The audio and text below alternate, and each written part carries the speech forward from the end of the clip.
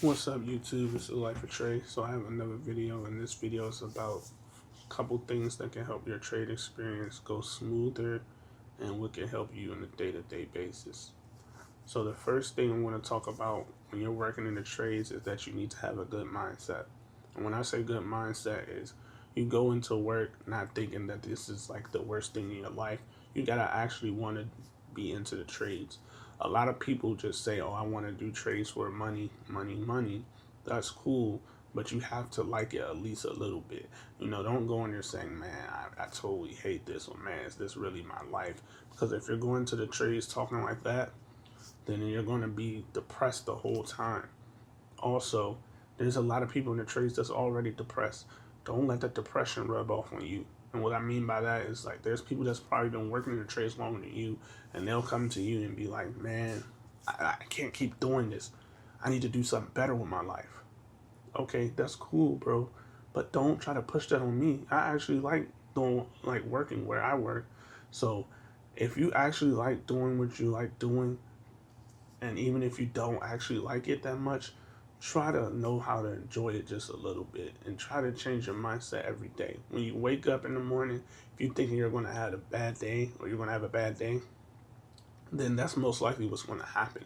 But if you think like, "Man, today's going to be good, I'm going to learn something new, it's going to be a fast day, I'm going to be busy all day," then that's most likely what's going to happen. Two, don't cheap out on tools, on materials, on work boots, whatever, clothing. Don't cheap out on it. Well, clothing is different, because your clothes may get messed up. Like I got a lot of shirts. I messed up the shirts. Cuts, holes in them, just things like that. So clothing, I would say like don't spend too much on workwear. Me personally, I don't. But don't like this hat was $10. That's cool. Wear it every once in a while, but it's been hot out, so I haven't really been wearing this hat to work that much. But we're indoors, it can get cold a little bit indoors, so I wear the hat. But don't cheap out on boots, man. That's one thing. Get you some good boots. If you have to change the soles in them boots, because you're going to be walking around most of the time in the trades, you're going to be doing a lot of walking, taking material here and there, having to get on ladders, things like that, and your feet may hurt.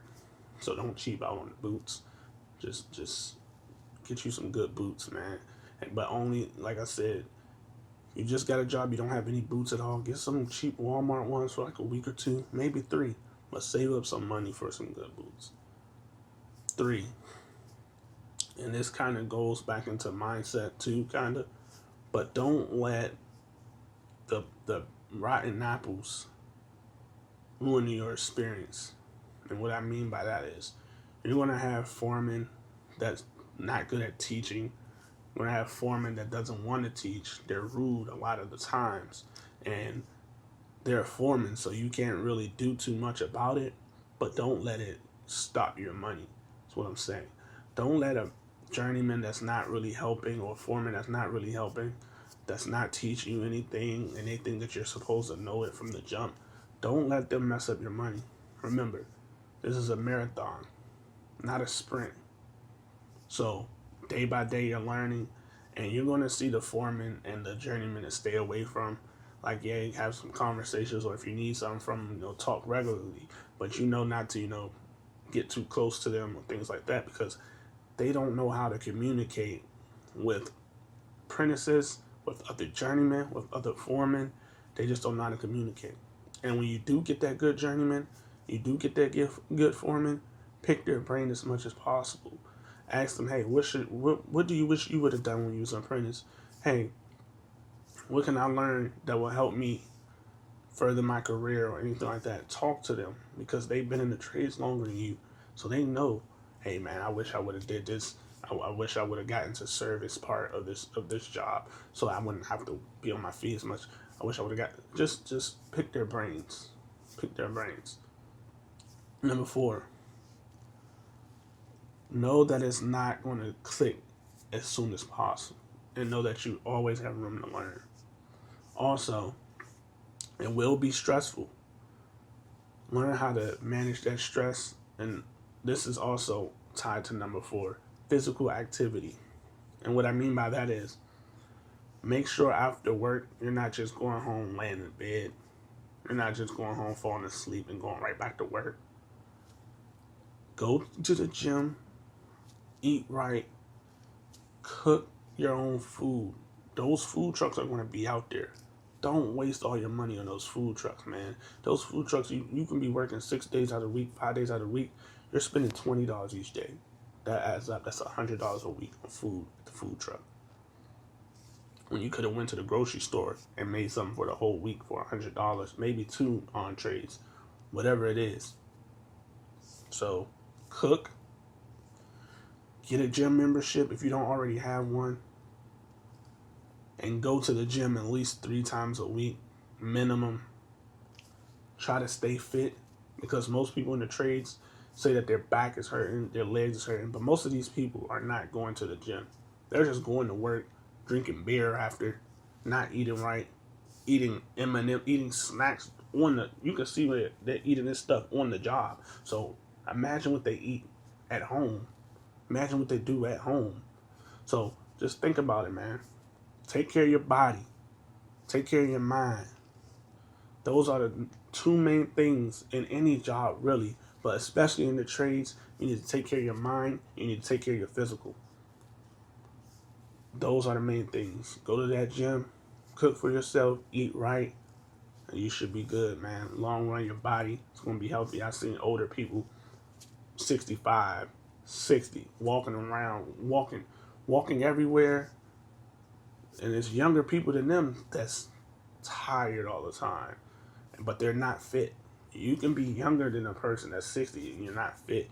You're going to be getting injured more. You're going to be tired more. You're just going to look, drowsy. It's just, it is what it is.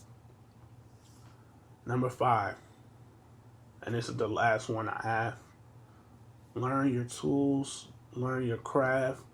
Learn when you're off the clock as well. And I'm not saying like, oh man, I gotta go home and learn. Take 20 minutes, 30 minutes out of the day to learn, get a certification, learn what tools will better help you in your job. Just act like you want to learn, man. The more you want to learn, it's not even active. The more you want to learn, the more you will learn. And you will be 10 steps ahead of someone that doesn't want to learn at all.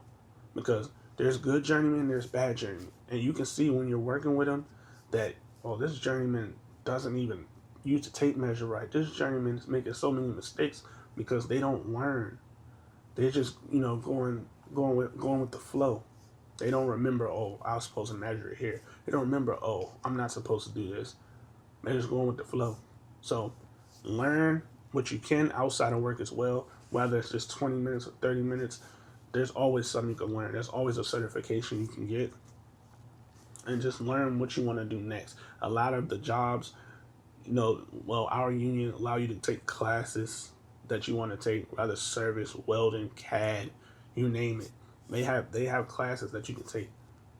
Whatever you branch off to, do some extra studying on the side. See what you want to do, because you can branch off. There's specialties in almost every trade.